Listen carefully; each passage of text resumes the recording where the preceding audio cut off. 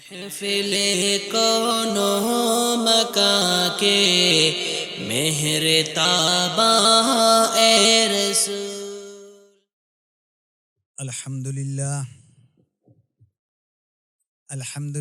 نحمده ونستعینه ونستغفره ونؤمن به ونتوکل علیہ ونعوذ باللہ من شرور انفسنا ومن سیئات اعمالنا من یهدی اللہ فلا مضل له ومن یضللہ فلا ہادی له ونشهد ان لا الہ الا اللہ وحدہ لا شریک له ونشهد ان سیدنا ونبینا وشفیعنا ومولانا محمدا عبدہ ورسولہ اما بعد عن ابی ہریرہ رضی اللہ تعالیٰ عنہ قال قال رسول اللہ صلی اللہ تعالیٰ علیہ وسلم سیاح المولود حین یقع نزغۃ من الشیطان رواہ البخاری والمسلم او کما قال النبی صلی اللہ تعالیٰ علیہ وسلم۔ محترم دوستوں اور بزرگوں، سلسلہ حدیث کے اعتبار سے آج آپ کے سامنے 8ویں حدیث پڑھی جا رہی ہے۔ بھائیو، دوستو، بزرگوں، حدیث حضور پاک صلی اللہ تعالیٰ علیہ وسلم کی حدیث ہے۔ تمام مسلمانوں کو چاہیے کہ وقت نکال کر اللہ کے رسول کی بات کو زیادہ نہ صحیح تھوڑا بہت روزانہ سننے کی کوشش کرنا چاہیے، اور حدیث اور قرآن سے بہت سارے فائدے ہیں۔ اصلاح بھی ہوتا ہے، ثواب بھی ملتا ہے، اور اہتمام کرنے سے احساس بھی ہوتا ہے کہ آخر حدیث کے اندر کیا کیا چیزیں ایسی ہیں جو ہم کو اور آپ کو اس کا علم نہیں ہے۔ یہ حدیث جو ہم آپ کے سامنے ابھی پڑھے، اس کے متعلق اصل تو یہ ہے کہ ولادت کے وقت بچے کیوں روتا ہے۔ سوال پیدا ہوتا ہے، بچے پیدا ہوتا ہے، اس کے بعد فوراً بچہ رو رہا ہے، بہت روتا ہے۔ کسی کا بچہ کم روتا ہے، کوئی زیادہ روتا ہے، کوئی جلدی چپ ہو جاتا ہے، کوئی زیادہ دیر تک روتا رہتا ہے۔ یہ کیوں ہوتا ہے؟ اس کی وجہ کیا ہے؟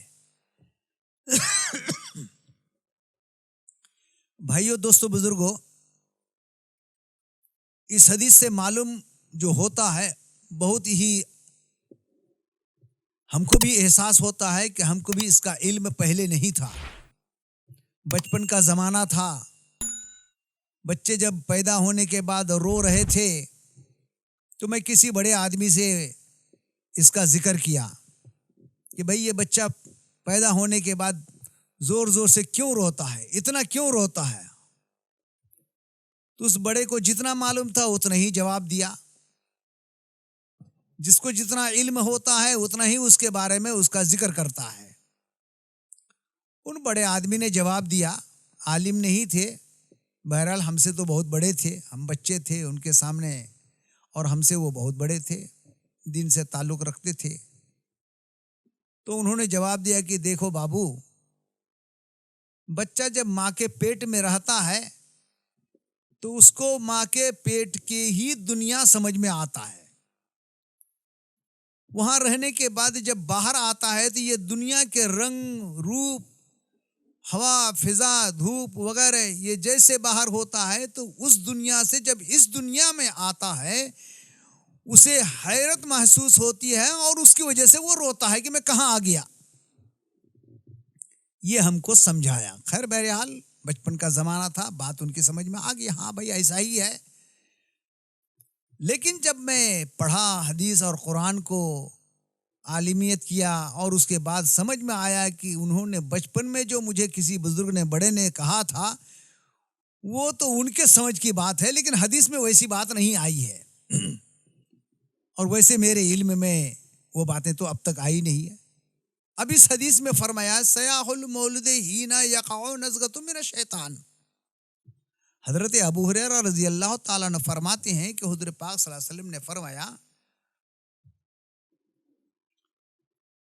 کہ ولادت کے وقت بچہ اس لیے چلاتا ہے، اس لیے روتا ہے کہ شیطان اس کو کچوکے لگاتے ہیں، یعنی شیطان اس کے پیٹ میں جو ہے انگلی سے چبھوتا ہے، تو اس کی وجہ سے اس بچے کو تکلیف ہوتی ہے اور اس کی وجہ سے وہ روتا ہے۔ اب معلوم ہوا کہ بچے کیوں روتے ہیں، کہ اس لیے کہ بچے کو شیطان کچوکے لگاتے ہیں، چوکے لگاتے ہیں، اور اس کے تکلیف سے وہ بچہ روتا ہے۔ اب یہاں سمجھنے کی بات ہے، جیسے مجھے پہلے معلوم نہیں تھا کہ بچہ پیدا ہونے کے بعد شیطان کچوکے لگاتا ہے اور اس لیے بچہ روتا ہے، اس لیے آپ لوگوں کو بھی معلوم نہیں ہوگا۔ علماء کی صحبت میں آپ بیٹھیں گے، حدیث سنیں گے، قرآن سنیں گے، سمجھیں گے، تو پھر یہ بھی بات آپ کے علم میں آ جائے گی۔ حضور کی ہر بات کو تو نہیں، کم سے کم کما حق کو ہو، جتنی ضرورت ہے اتنا تو کم از کم سننا چاہیے، اس کو سمجھنا چاہیے۔ جیسے مجھے فائدہ ہوا کہ اس حدیث کے پڑھنے کے بعد ان جہالت کی باتوں سے دور ہو کر مجھے یہ سمجھ میں آیا، اس حدیث کو پڑھنے کے بعد تو آپ کو بھی سمجھ میں آئے گا کہ حدیث بار بار سنتے رہیں گے تو عجیب عجیب باتیں سمجھ میں آئے گی جو شاید آپ کی زندگی میں نہ آئی ہوگی۔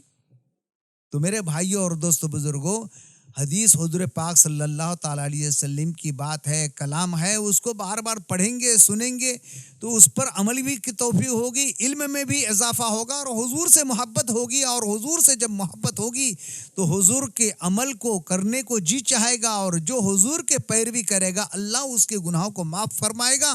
قل ان کنتم، جیسا کہ قرآن میں فرمایا ہے، قل ان کنتم تحبون اللہ فاتبعونی یحببکم اللہ ویغفر لکم ذنوبکم واللہ غفور رحیم۔ اللہ فرماتا ہے قل ان کنتم، اے محمد صلی اللہ علیہ وسلم، اے پیارے نبی، قل ان کنتم تحبون اللہ، کہہ دیجئے آپ لوگوں کے اگر تم اللہ سے محبت کرنا چاہتے ہو تو میری پیروی کرو، یعنی حضور پاک صلی اللہ علیہ وسلم کی سنت پر عمل کرنا، حضور پاک صلی اللہ علیہ وسلم کی باتوں پر عمل کرنا۔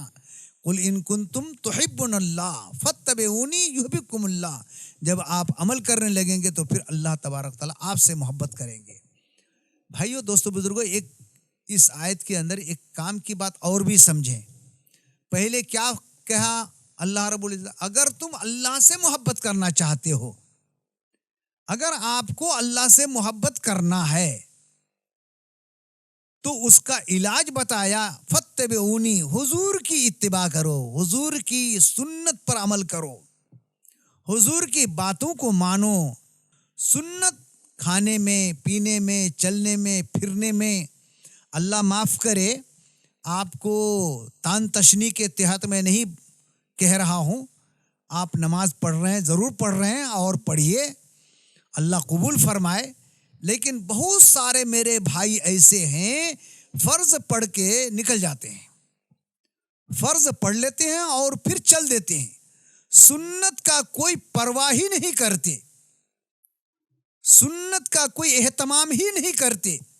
اللہ نے کیا فرمایا؟ اگر تم اللہ سے محبت کرنا چاہتے ہو فاتبعونی، میری پیروی کرو، حضور کی پیروی کرو، حضور کی سنت پر عمل کرو، حضور کی باتوں کو مانو، جہاں جہاں حضور کی سنت ہے، کھانے میں کیسے سنت ہے، پینے میں کیا کیا سنتیں ہیں، اور اسی طرح سے سونے میں کیسے سنت ہیں، یہ سب جان جان کر کے عمل کرنے سے فرض نماز پڑھنا، سنت نماز پڑھنا، اور پھر فجر اور سنت ہے، ظہر میں بھی سنت ہے، فرض ہے، پھر سنت ہے، اور اسی طرح سے عصر میں بھی پہلے 4 رکعت سنت ہے، وہ غیر موقعہ ہے اور بات ہے، لیکن وہ سنت غیر موقعہ ہے مگر سنت تو ہے، اور اسی طرح سے مغرب میں بھی سنت ہے، اسی طرح سے عشاء میں بھی سنت ہے۔